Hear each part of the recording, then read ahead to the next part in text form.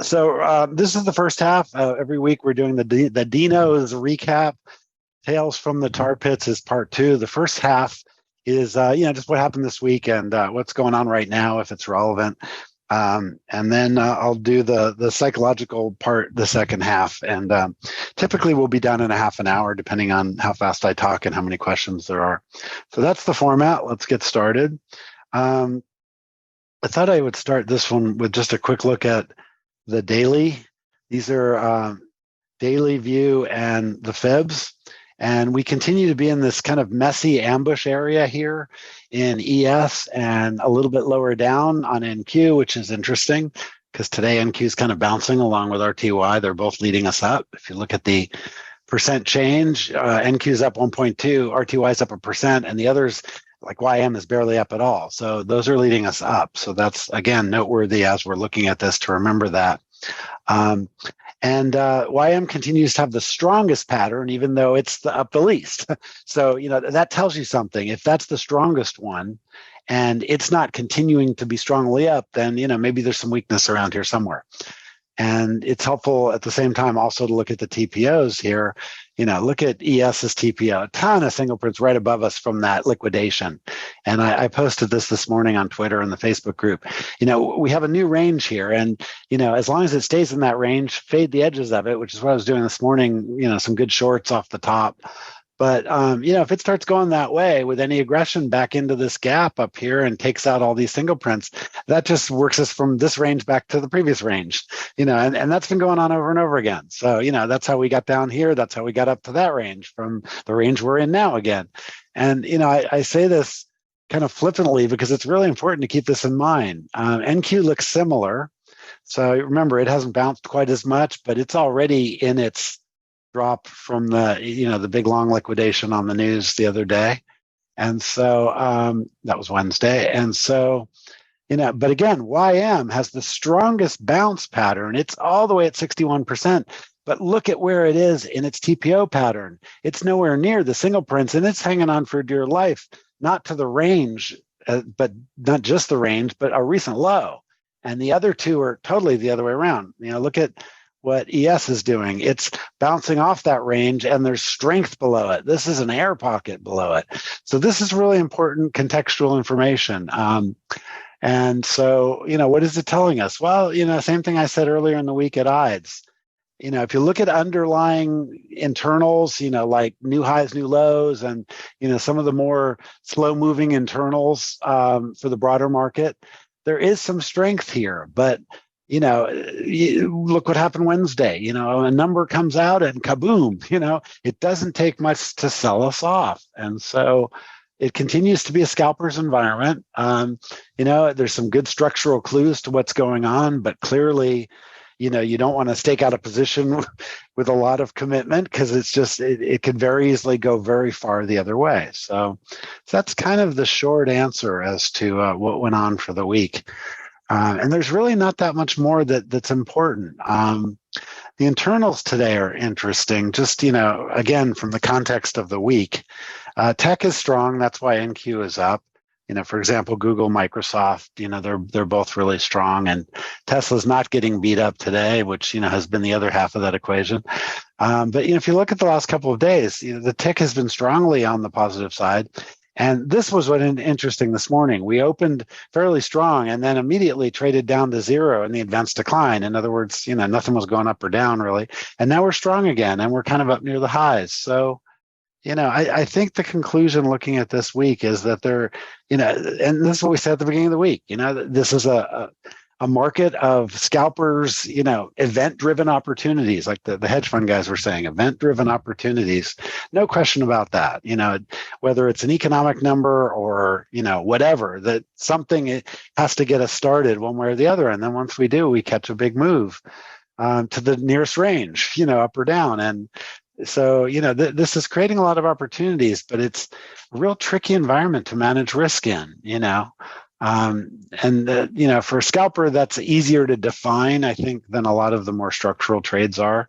But I'll talk about that again in a couple of minutes when we get to the kind of Dino psychology part. So anyway, that's the lay of the land. from kind of an overview of the week, remember we talked at the beginning of January and the first couple of IDSs about, the January barometer, whichever way January goes, so goes the market. Well, you know what? We're finishing the third week of January today. And so, we've got one more week basically. And unless, things really change, it's not a good barometer for the year. But again, I think there's an underlying bid here, and I would be very cautious being too aggressively on the short side until we see if we can, for example, just trade back up through those single prints back up to the previous range above us. And here we go. We're about to puncture this ledge right now. So again, I don't really want to do any live trading in this session, although that's a really interesting spot to fade a little higher up. So anyway, let's see, what time is it? So yeah, that's pretty much the recap. And this is kind of a good segue into the risk management part. If there's no questions about the weekly recap, I'll go right to that. If you have questions, get them in the chat. But one of the things I've run into this over and over again, and so what I'm going to do, I'm going to put my domes away here for just to talk to this. I'm going to leave my screen share up because I'm going to need it, but so I don't want to just like keep opening and closing it. But this way I'll have some room to talk to this because this is a good day. The example is clear here. So one of the problems with risk management, and one of the reasons stops don't work. We've talked about this a lot in TRG. The reason that just, putting fixed stops somewhere based on your setup, the reason that doesn't work is that what your psychology will do is you'll think, okay, I've got a mechanical stop. So, I'll just, if it gets hit, it gets hit. And so that's how you're evaluating risk. You think you've taken yourself out of the equation by doing that. And in a way you have, but you've done it the wrong way. If for example, let's say you were looking to be long right here because the market's kind of trending up. So you got long right here at 48.75 NES. Okay. And, the technical analysis says, well, if it makes a lower low and it breaks 45, you're wrong. So they'll put their stop down here and they'll be long here trying to go up. And then they'll wait till it comes all the way down and takes them out, and then maybe makes a big lower low way down. And, well, my stop took me out at the right spot. No, when it started heading down there as aggressively as it is now, you should have gotten out of the way because the long obviously isn't working here, And so the idea of fixed stops doesn't work. Okay, so there's a problem, however, with discretionary risk management. And here's the problem. And this is why it's particularly challenging to do this with evals. And let me use this view of the 60-second over here to explain this, because this is a really good kind of example for it. And I'm going to blow that way up, and we'll be talking to the right-hand side of this. I know, if you're trying to figure out where I am or follow my cursor, I'll be over here. I just wanted to blow up this so it was really easy to see what happened at the open.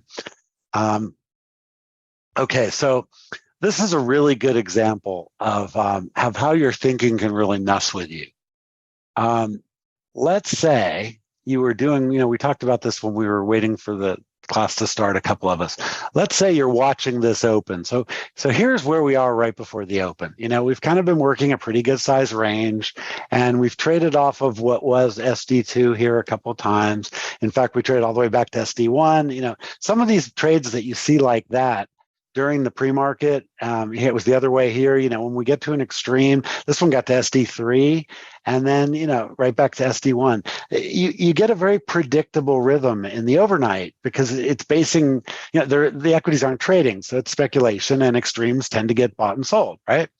Okay, and it's easy to get into that rhythm too. I'm going to buy here, I'm going to sell up here, and until further notice, right? Even if if I was doing that and it was like this point in time right here, that looks like it works almost every time, right?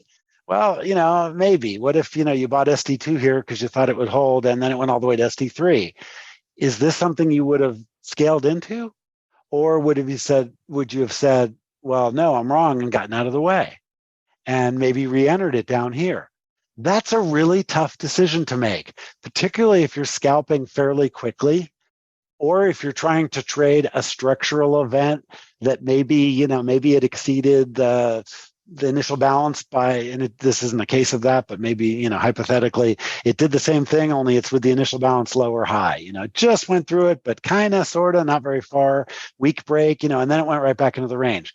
This is the trickiest kind of thing to trade with risk management, because if you manage it too tightly, you'd get it right here and you would have got it wrong here. And then, maybe you would have re-entered here, but it came back really quick. And then you would have said, damn it, if I just stayed with it here, now it would have been working. That's the problem with static risk management. And so the psychology of this can really kill you, because, and I'll give you a real-time example. This happened to me this morning. I kid you not. I was up early. I traded this one, but I knew in advance when I got to this one, if it broke this and it didn't break this, what I was going to do. That's my risk management. And again, I'll talk about this more next week on next Wednesday's Risk Management 3. But I want to talk about the psychology of this. This worked really well. I faded here and I made a bunch of money going this way. And then I was waiting for this one. It didn't quite get there, so I didn't trade that one. Then this one, it came down and I faded it right there. And I happened to hit it right when it blasted all the way through it. So I'm instantly halfway to the next SD offsides. And for me, this fits very cleanly with any of the three risk management approaches that I use, which is 1+1, little swarm or big swarm. That's how I do this. And as a scalper, it's really easy for me to put it into buckets like that. And so on this one, I looked at this and I said, okay, this type of a setup has to either be a little swarm or 1+1. I wouldn't swarm this really aggressively because it's the overnight. And, these extremes don't necessarily mean that much yet. It's not so unlikely that we'll make a lower low and a more extreme.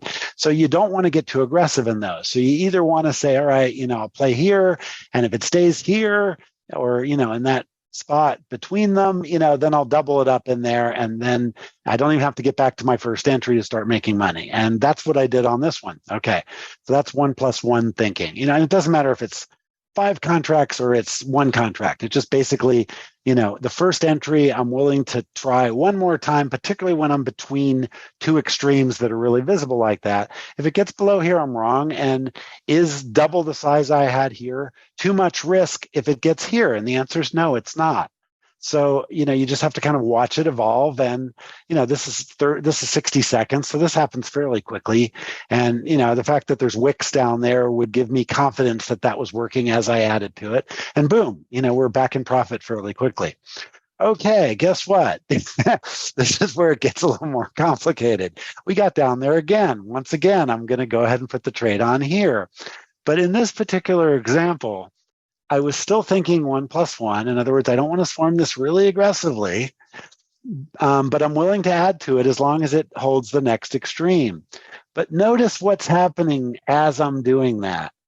When you see the extremes curling down like that, what that means is that the range is expanding, and that's because the volume is going up. And this was around the time some earnings were coming out and there was some news from Europe. And so there was a little bit more energy, it's right around 2:00 my time. So, Frankfurt is trading and you get the point, the things picked up right here. And look at that spot where that is with respect to my spot where I added very successfully the last time. It's exactly in the spot that'll suck me into doing that, and I did, and then it immediately went against me. And I'm thinking, all right, well, just like here, SD3 is right there, and it's like, whoops, SD3 is getting away from me, and we're not getting toward it. And so what happened between here and here? Pop quiz question. What was different, and why is that so psychologically hard to deal with? So let's stop for a second and put some answers in the chat. It's a small enough group. I can also unmute you if you like. Conditions changed, David Tomas says. Exactly correct. Conditions changed. And if you're not prepared for that, and the only mentality you have is, well, I can just keep adding to it as it goes further down because it's at an extreme, sooner or later it's going to go back in the range. Guess what? Particularly with this particular setup where it's pushing the edge, it often starts a trend move and it never goes back into the range. And you can get to SD4 and you still won't get back to where you started. And so what people do is they just scale themselves to death on this. And so here's the psychological problem with the when conditions change. If you don't have that thought out in advance, I promise you what your human being is going to do when the correct decision is, all right, this thing right here is no longer the same as this thing, and it's definitely different than this thing, okay? Even though the pattern looks roughly similar, you have to identify that, no, we didn't bounce there, which, we tried, right there it bounced, right? But it got nowhere. So there's your clue. This time when it bounced, it immediately went, good trades work right away. Boom. Okay. It did. So yeah, you had to come into it 1+1, but this is exactly the condition you're looking for, that 1+1, or this could also be a baby swarm. And a baby swarm is only different from a 1+1 in terms of how you scale it. So a 1+1 is the same amount. You define in advance, I'm willing to play 4 contracts. I'll do 2. And if it gets down between here and here, I'll add 2 more, assuming it's getting back to here. That's 1+1, or, it could be 1 contract, 2, 5, whatever, the same amount. A baby swarm is, I'm going to put 1 on here, and if we get down here, I'm going to put on 3 more. So now I'm short 4, or I'm long 4 rather, but my average is very close to where we are. It's not up here. That's how a swarm is done. And either of those would be appropriate here. What isn't appropriate is a big swarm. And a big swarm is where you say, okay, I'm going to put on 1 here and 3 more here. And then if we get there, I'm going to put on 5 more. Guess what? When this starts happening, you will scale yourself right out of your risk management. You will hit your max drawdown, whatever it is, because you're just asking to get further and further off sides. The trouble with this problem is it's really hard to understand this when it's happening. And so you have to have this thought out before you enter the trade. And so that is the Dino's Tales from the Tar Pits. I went back yesterday and looked at this because it happened to me a little bit yesterday as well, but that was more an execution fault than a setup fault. And then when it happened this morning, I said, okay, I really want to look at these statistics because I see this a lot. And I remember when I was newer and I tried to use fixed stops, then, I'd get, here's what would happen if you're using fixed stops. You would fade this one and your stop was below here. So you'd be short, you'd get off sides and you'd still make money. Okay. And then on the next one, you do the same thing. You'd put it on here. Your fixed stop is below, boom, it takes out your fixed stop. So you get stopped out. And then here, you'd say, okay, well, I got one time it worked, one time it didn't. You're just thinking wrong doing that. So that's why that doesn't work. What you need to do is you need to look at what's the worst thing that can happen if I'm trying to do something like this? Fading, you have to look at what is just, if it just keeps going, what would that look like? Well, right now, that would be, SD4. So what you want to do is you want to be really, really mindful of, even if you make the right decision and get out of the way, you might not do it fast enough. So right now, the risk of this trade is right around there. It's 39.10. Yeah, it could go a lot lower than that, but we're at 15. It's really unusual for ES, for example, to drop 5 points and not, at least beat, even if it's trending strongly one way or the other. So what I do is I kind of use the fourth SD is kind of, if I'm going to fade in here anywhere, that's kind of the spot where, if it goes through there quickly from wherever I'm trying to play this, I'm just totally wrong. So can the risk that I'm taking stomach that? In other words, if I'm fading here at, the SD2 touch and it gets to SD3, that's pretty clear. I can manage that. I've just said 3 examples that would work perfectly. But what if I do that and I scale into it? Let's say I do, baby swarming and I do, 1 here and 3 more. So now I'm short 4 and it goes to here. How much is that going to cost me? If I can't stomach that, if that ruins my day and my eval, then I can't do it. And so you have to learn to think in advance like that, particularly if you're scalping, because scalping often has risk reward that's backwards. You're trading an asymmetric extreme. So, you might only take a couple of ticks of risk and be looking, for a move the other way that's substantial. But sometimes the potential where, if it slips and really goes against you, it can be pretty extreme. So you have to have that built into your thinking, and you have to be able to respect it. The place where people really screw up, and this is a good example of a scalping view of that situation, but let me show you another way to approach that. What if you were trading structurally?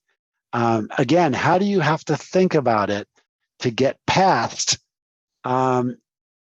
your risk management being about the money and make it have some sort of logic besides, well, I'm going to do, a stop of 3 and an R to R of, 3-1 or whatever. You can't do that. That will never work. It'll only work when the model you're trading is perfectly tuned to the conditions. And that'll be the exception rather than the rule, even if you have a good edge. So you fade into UB on a footprint. Okay. Well, again, Jeffrey, I might, depending on, where is the UB on what interval, and, let's look. So, here's, at the moment we have, price rejector at the top. Would I ever fade if there was UB up there instead of a price rejector? Yeah, absolutely.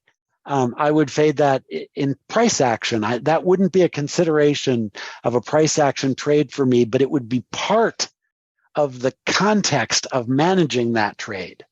So let's look at this from a structural trade point of view right now. Okay. So this is a 30-minute, and let me just look real quickly at the session on my other monitor just so I can see that. Okay. The session has a price rejector at the low, and it has a price rejector on the pullback with 0 by 18 at the top. That's the session high. So the session profile actually looks reasonably, it looks like a decent long from 46 up. And this pretty much looks the same way. There's a price rejector on the most current period in that same area. And, on the pullback, it's reasonably clean, but we're almost at the high. So if you were looking at this, as either a short or a long trade structurally, you probably should be looking at this as long, except for maybe that. But let's say you were doing that same thing. Okay, we're at 39.51, so we're on a half a whole number. That's worth noticing. How would you manage the risk of this? Some people would say, well, where are the, min-max deltas? Well, we're right on max delta of the current bar, and on the pullback, it's right above us. And, these were the wrong way around on that bar. That was a disputed level, a little battle there. This is a little tricky. So let's just look at it from, the pullback that it's currently cycling off of. And as I said, if you look at the session view, it actually looks, it's on my other monitor. I have to kind of crunch it even to make it visible at all, but that's what it looks like. It has a price rejector on the pullback. And so not a bad setup to be long from that spot there. So let's just, for argument's sake, let's say you're long from 46. How could this trade work structurally from a risk management point of view? How should you be trading this? If you're saying, okay, this is a long and I'm trading it toward this ledge, that's just for, hypothetical, say that's what we're doing. Whoops, sorry, didn't mean to do that. So how would you manage the risk of that? Again, if you're looking at structural setups, think about this for a few minutes. We're trading at 50. It's a really clear, the long is from the mid 40s. Below that, you really don't have a long anymore. And there's a big low volume node it could fall into. So that has to be your line in the sand. And anywhere above that could continue to be a decent long. I mean, it could go up and take this out, and there's not, that price rejector is only on that particular rotation. If you look at the session, there's no price rejector up there, and we're going that way. So you could argue that, particularly is the market trending? Well, you know what? It is. This is 1 minute, and we have it's not the strongest trend in the world, but we're trending. We're making higher highs, and we're not making lower lows. Okay. So again, looking at this, and I'm saying this as a question for you to all think about. If you're trying to do a structural trade and it's long from 46, and whether you're in there or not, that's where the long setup's from. How would you manage that in terms of where you would play it and where you're wrong? And it ends up being tricky. That entry is 4 points below us, almost 5 now. And let's say you're targeting a ledge break. That's roughly the same number above us. So the R to R of 1 to 1 doesn't work. So, again, I'm not going to tell you the answer from my point of view on this. I'm just going to tell you that the psychology of doing this is really critical. You have to think of all possibilities. So it's very likely it could come back here to 46, maybe trade a little bit lower, maybe trade to this rotation, 45, 45 and a half. That's a quarter number. And then it could come back up to 50. So, depending on where you're long to this, would you add down there or would you get out of the way thinking that it's going to go into this air pocket? You have to have thought that through in advance. And my point in the Dino session today is that the vast majority of traders don't think that through in advance. In fact, they think they're thinking that through in advance, but they haven't actually worked out, if it gets there, that's a binary spot. If it gets back down there, what exactly am I going to do? You have to have thought that out, and you have to also understand, and if I do that, how much monetary risk is that creating for me to do that? And this is a lot of thinking, and that's why most people fail at risk management. That's how you have to look at it. And if you don't look at it that way, it's going to be really frustrating because this is now getting to be a better and better long setup. And if it pulled back to there and you said, no, I'm out, I'm wrong, and then it came back up here, like it would have done and broke out of here, that would be really frustrating. But you can't just look at every setup like this and say, well, I'm going to get long, and if it pulls back, I'm going to add one to it. Because what if it goes into the air pocket? How much would you lose if it did that? So even if you have a good edge, even if, trading toward UB and an initial balance break and all the pieces are there and it's above, max delta and, indicating that buyers are in control, even if you have all those things, if you haven't done this piece, then you're going to make a really big dollar mistake somewhere because your setup might still be viable, but if you haven't thought this out in advance, you're not prepared to manage it as it's happening. You're going to go into monkey mode, even if you don't think you are.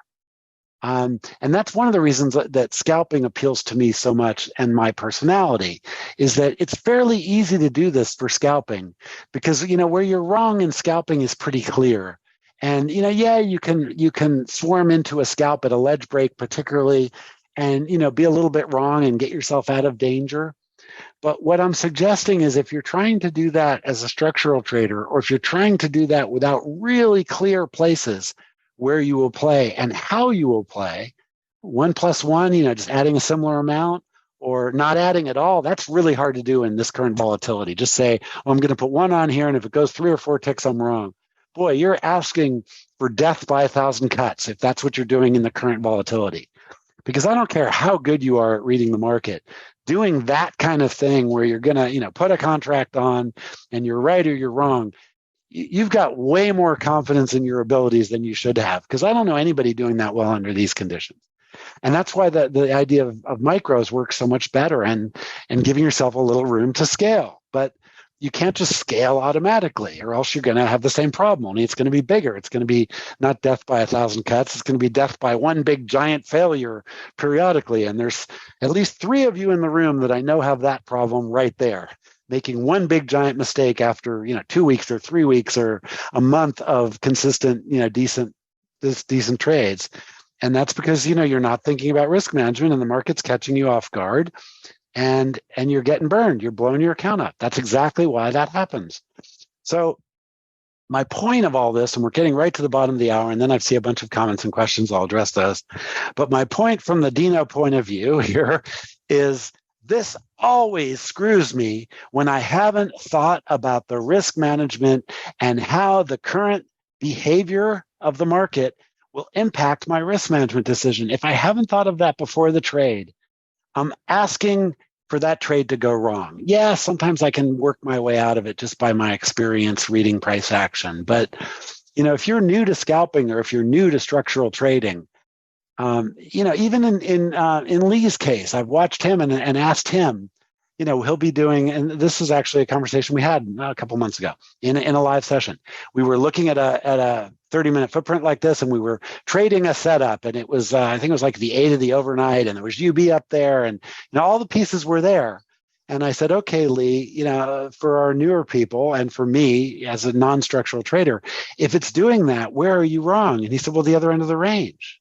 Because, we're looking for it to break the range, break the initial balance. It's going that way. There's UB up there. He said, so the only place you're really wrong is if it breaks the other edge of the range. And at that particular time, it was a relatively small range. It was like 35 points, but that's a lot of risk management. So but what he was saying is, if I have all the factors to take that trade, then I'm going to put on the size that's relevant and that's acceptable given the size account I'm trading. So if I'm trading a 150,000 account, I'm going to look at the total risk of going all the way to the other end of the range. If I think it's going up and no, it's going to go down and it takes out this, what would that cost me? So what he does is he takes the entirety and looks at that. And that's really a lot of risk for most people. Can you afford to do that? Yeah, if you're doing a couple of micros, you could afford to do that way. And it would work exactly like it works as if you're trading more size. So you really have to have this thought out. You can't do this by the seat of your pants. Every trader that does this by the seat of their pants gets burned at some point fairly, regularly. I'm good friends with a guy named Jason Levitt. He has a swing trading site called levittbrothers.com, and I've talked about him a few times. And he's a swing trader.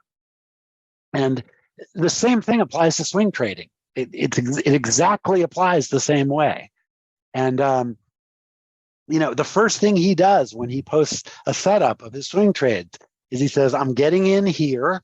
I'm wrong here. No, not with a fixed stop, but sometimes he'll get out of it long before there, just like us. But if it goes below here or it goes above here, I'm completely wrong. Okay, like the Lee example, if it goes to the other end of the initial balance, I'm wrong. That's the statistic. That's your edge. You have to understand where your edge is and where it isn't. If I'm scalping, it might simply be the other side of the LRC range. It might not even be that far. If I'm looking to fade the break of both of them right up here in a relatively flat range, I'm only going to let that get a couple of ticks away from me. And if it does, I'm wrong and I'm going to get out of the way. That happened this morning. I was doing a live session with somebody. We tried to fade a setup just like that, and it turned out it wanted to go a little higher, and just scaling would have been suicidal. Just get out of the way, take the loss. So, and take it right away. Don't wait for, some fixed point, because, you're already wrong. If you're going to fade the edge of a range in scalping, it should do this. It should break it and come right back in. If it doesn't do that, if it breaks it and then it hangs around for a while, be nervous, because it might just be pausing on the way to continue and you don't know which it is. So that's, just a couple of examples of the thinking of that. But what I really wanted to, and I'll go into that in a lot more detail next Wednesday on the risk management class. But the point I want to make about this is what beats up a lot of new traders, and it also beats up a lot of old traders like me. If I think, well, I'm a scalper that just trades ledge breaks and that's all I do, then, what's my risk management? Well, as I said, I have 3 different ones. And the last thing I ever do is let one become another. If I'm doing 1+1 risk management, it never becomes a swarm, because that's exactly what you don't want to do. You want to let it be really clear. And if you can't clearly define it, then you have no business trading it yet. Remember that the first stage is, understanding even what an edge is. Then you have to find one that, works for you, your Bubba, your edge. Then you need to practice your edge. All right. So you're good enough at it to make it work. Okay. Now you're at that phase. You have an edge. It works. You can make money in the market. How do you stay profitable? Guess what? It's risk management. That's the next thing. And so many of you are right there where, yeah, I can make money and, but I blow it up once a month, or I blow up my eval every 3 weeks, or whatever it is, you can consistently make 150, 200 bucks a day, but every now and then you lose 1,500. Why? What is it that's causing that? Yes, you are not sensing the change in conditions, but more importantly, you haven't pre-thought out how you're going to deal with a sudden change of conditions. And that's what you need to do. And that is where new traders screw up. And that is countless number of times I have blown things up by making that mistake of not having thought about the risk of even, what if the market goes massively against me? There's news or, whatever, there's a ceasefire, or, Saudi Arabia decides to make oil free forever, whatever it is. If something happens, where can you get out, and how much will it cost you? If you think that way and you have a good edge for making money, then you've got the equation solved. That's the problem. So here's a quick story, and then I'll get to the comments. The quick story is, so this morning I got, and this has happened to me over and over again. When I'll get a funded account, I don't trade it as loose. I treat it like real money, even though it isn't. It's a funded account, it's kind of like real money, but I don't trade it with the same risk management. I've noticed that I do this over and over again. And so what I've started doing with my funded accounts is breaking them into two categories of risk management. And one set of them I only trade under the ideal conditions, and that also has to already be happening before I'll turn those on. I'll copy to those. And then I have two of them that I put up as kind of sacrificial lambs among my funded accounts. It's two of the seven right now that I'm trading actively. They're all 25Ks. If I'm going to trade the open, for example, I only do it in those two, either one of them or two of them. I never trade the other ones until I'm comfortably making money in the two that I'm willing to blow up. And I'm not going to blow them up, but this is working as a way, and I've run into this before again, which is why I'm sharing it, as a way of solving that problem where, as soon as you start trading real money or as soon as you start trading a funded account, you just don't do as well. And in my experience, a lot of times that comes down to the way you think about risk management. And what you're doing is you're trading it too tight, or you're not thinking, clearly about risk management because you go, oh my God, this is funded. Now it's serious. Like Amy posted this morning, I've got this funded account. Now I just have to make money in it.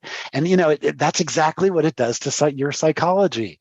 I know JVC's run into this a bunch of times where, no problem getting account to fund it. It's getting to a withdrawal that's the hard part. And again, that's the same problem. It's your psychology is changing when you're going from one to the other. And you have to figure out a way of doing the risk management in advance, in my experience. That will make that, it won't necessarily make it go away, but it will make it at least something you can work to get better at. And you understand at that point what the problem is. Most people never even figure out why they keep doing that over and over again. And what I'm explaining in my experience is why it happens. Okay, so let's see. W. Tomas. The immense thinking might make you slow. No. You don't need to have immense thinking. You need to do it in advance. And so the trick, David, is, okay, right now we're trading this big wicked range here, and we're not at an extreme. So I'm going to look at this and I'm going to say, all right, if it gets up here to 52, is that an extreme? No, that doesn't even get us back to SD2. So you know what? I'm not going to fade it if we get up there again. I'm going to let it go through there and see if it can work its way back at least to the other side of that extreme. Then I might play that breakout. So what I'm doing there is I'm looking at the risk management in advance, and I'm saying, okay, that's how I'll play.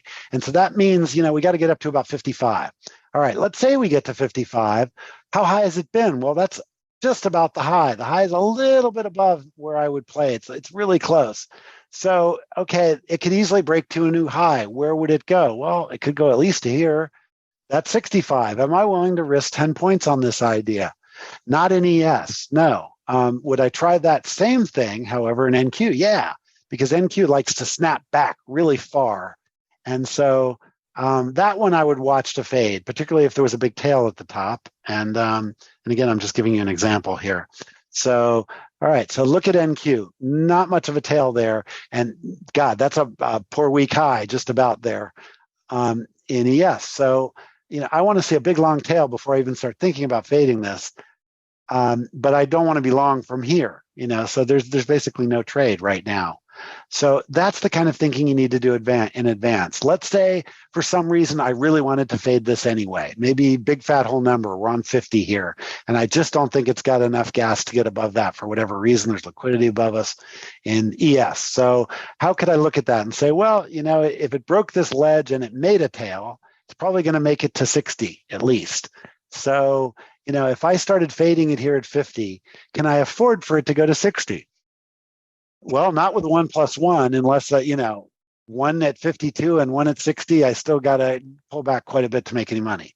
So looking at that particular setup, same setup over here, it's just got a little bit more of a tail, but both of them got to go farther. If that was the case, I'd look at that and say, okay, the only logical way to play this would be to swarm it. And because of the distance, I'd have to swarm it pretty aggressively. In other words, big swarming. Am I willing to do that on this particular setup under the conditions where we're trending and where we have this as the TPO, single prints all over the place above us. No, I would be insane to giant swarm into that because we could end up at 4,000 before that thing pulls back. And that's 50 more points up. So that's how you do it, David. You have to look at the situation, think it all through in advance, and then do the trade. And it's not that it takes a lot of time. It takes a lot of time to explain it like I just did. But if you practice doing it, it actually is pretty quick. You just kind of look, where are the extremes, where are we, how flat's the volume profile, in my case, these are both going to break. How far they'll go, who knows? But, look at NQ. It could go at least to 52, which is, up here. So, yeah, that might be an interesting place to start fading that, up in there, maybe even farther, who knows? It doesn't get to an extreme until it gets above 60 now, and it's not a real extreme is up at 600, another 50 points up there. So in both cases, those aren't particularly good setups to fade.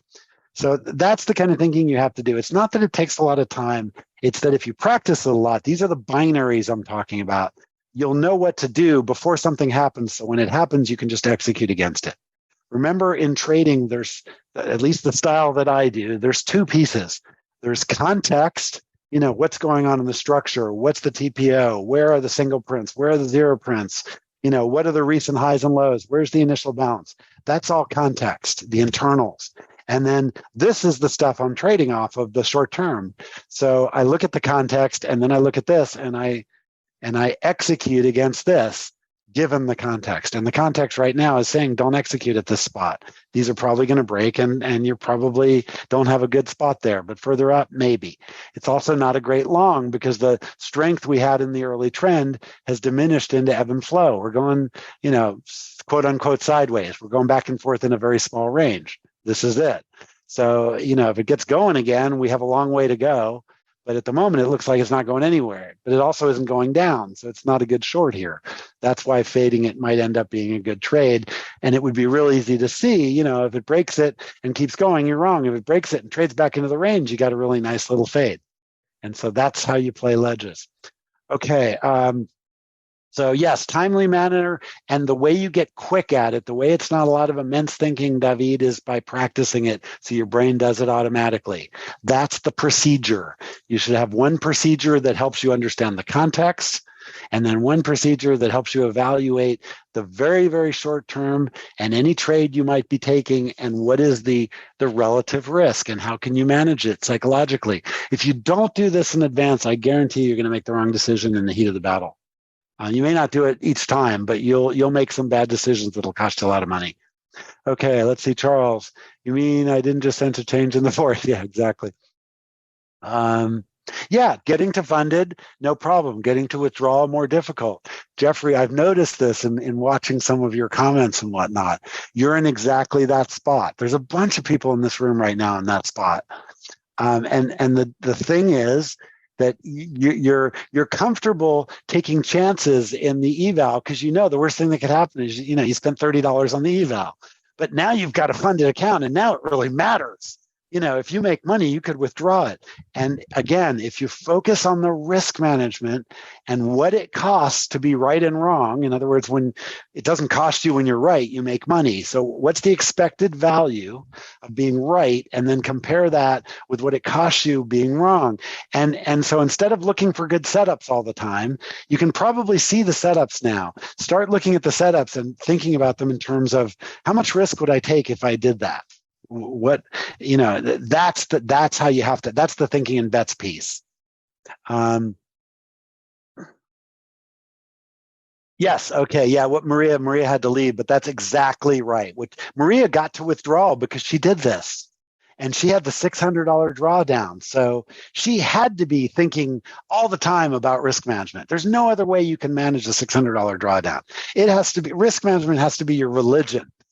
I mean, I've tried those. Those are really friggin' hard. Even with the $1,500 drawdown, the 25K is tricky. So let's see. Good. I see an aha moment. That's cool, David. Let's see, Bar. I'm reading Quit Book. Yeah, that is a great book toward this topic. Absolutely. Yes. Yes, absolutely, Bar. And you're another one I was thinking about with respect to this, because I know you've struggled a little bit with the change in conditions thing. We talked about that 2 Dino sessions ago. And remember, the change in conditions problem and the risk management problem are two sides of the same problem. And the change in conditions doesn't burn you if you've already pre-thought out the risk management. It's within your risk management. And I've done some losing trades in front of everybody in live sessions before, and you'll hear me say that, oh well, we lost $300. That's within risk management. In other words, that's not going to affect my behavior or my performance in that account because it's within the normal performance of my edge. And once you get to that point, it's so flexible, and it's like freedom. You don't have to think about, oh my God, what if this goes against me? You know exactly what will happen if it goes against you, and you've already accepted that. Remember, we talked about this in Risk Management 1 and 2. In Risk Management 1, one of the comments I made, does anybody remember what it was? Before you take a trade, you should have already accepted the worst case loss of that trade, or you shouldn't take that trade. Remember, I said that in Risk Management 1. That's a critical piece of just understanding the beginning of this risk management game. You have to have already accepted, look, if I have, my win rate's too high right now, it's 90 plus, but let's say it was more realistic, like 80%. With an 80% win rate, that still means 2 out of 10 times you're wrong. So if you're wrong and that being wrong is $500 and you can't accept that, don't do the trade. You have to accept that before you do the trade. If I'm wrong, what's the worst case I'll get out of that trade with? And is that acceptable? And a lot of times the answer to the question is no. That's not an acceptable outcome. Therefore, guess what? Don't take the trade. And that's a really hard thing to learn to do. And that's why I brought it up today, because I think a lot of you could benefit from spending some time on that. The Quit book is excellent. The book that Bar's talking about is the newest book from Annie Duke. And it's called When to Quit, I think exactly. Let's see. Quit. This is it right here. The Power of Knowing When to Walk Away. And it just gives you really good mental examples of building a process for this again. And that's what she's really good at. She's got a background as a trader and a poker player, and she works as a management consultant teaching these techniques to executives. And, for traders, they're key. So, and these are simple little books. They're all just, a couple hundred pages. You can read them in an evening. Highly recommend all of her books. This is the Quit one. And then the other two that I highly recommend are Thinking in Bets, which we talk about all the time in this group. That is about how to think in terms of the odds. And then there's another one in the middle, which is about making decisions. And let me real quickly find that one, How to Decide. All three of these are great books for traders, any decision-making process, but certainly for trading. So that's How to Decide. Okay, let's see. Jeffrey, thanks. Great session. Have to go. Cool. All right. Awesome. So any other questions or comments? A number of you this resonated for, and I think it's a really important point. So give it some thought. Yeah, exactly, David. That is exactly it. You have to, learn, number one, to think this way. And number two, do the math. Every time you put on a trade, do the math. Think it through before the trade. And if the worst thing that can happen isn't acceptable, then don't do it. So your biggest challenge, Alfredo, is to learn when to scale and quit. Many times you feel your entries are wrong for not waiting.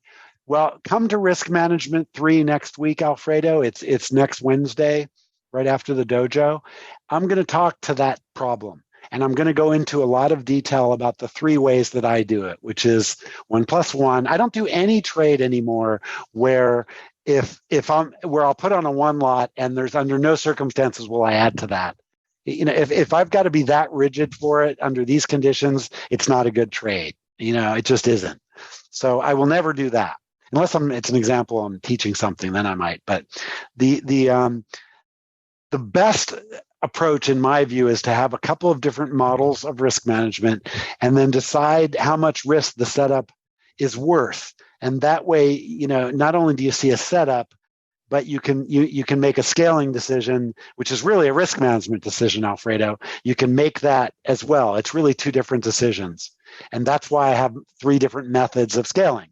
And I look at the appropriate scaling, the appropriate risk management, those are the same thing. I look at that given the setup. Like right now this looks like a much better short here because we took out the top. See? So, this is a relatively low risk place to play that setup. But this has to be a swarm. Otherwise, it's not going to work. Or I can do a quick scalp like that and just grab, the quick 4 points or whatever. So there's a live example of how, if you wait for the event, it's really easy to manage the risk. Because yes, I'd short this, and yes, I'd add a bunch more up here unless it kept going, and it's too flat to keep going. We have a lot more room, so that's definitely baby swarmable. I wouldn't giant swarm this. In other words, I wouldn't let it get too far away from me. But as long as it stayed within a couple of points up here, I would scale in, maybe 3 or 4 or 5, and then, just trade them right back down like the one I did. So that's a simple example of it. Okay. Talking heads coming in 7 minutes, by the way. Talking heads coming in. Yes, we do have that. Waller is speaking. So anyway, I'm going to go ahead and wrap this up. I wanted to just get to get through the comments and questions. And thank you, Bob. I appreciate that. And again, if you want more detail about how I do this, come next week to Risk Management 3, and that's all I'm going to talk about is, okay, why did this? See, to me, that was really obvious. Earlier, I said, no, it's not a short yet. We got up here and I said, all right, we're not at an extreme yet, but it's a short. Why? Because it came up here really fast. It poked through the high and it pulled back. So that's just, for me, that's a no-brainer, 4 or 5 points. I can get those over and over again. And for those of you trying to learn to just trade ledge breaks, and there's 2 of you in the room, this is it right here. It wasn't down here. Now it's a trade, but this has to be this doesn't even work well as a 1+1. This would have to be a baby swarm because it could easily get above here, and it might not just be the first blow. It might blow from here to 63, and you could get a little scale on there, but it might not come back right away. It looks like it wants to. Again, the extreme is further up. So if you're going to start fading this, you'd have to be prepared to scale it. And like I said, I was. All right. Thank you, Robert. Appreciate it. Thank you, everybody. Bar, thank you. Alfredo.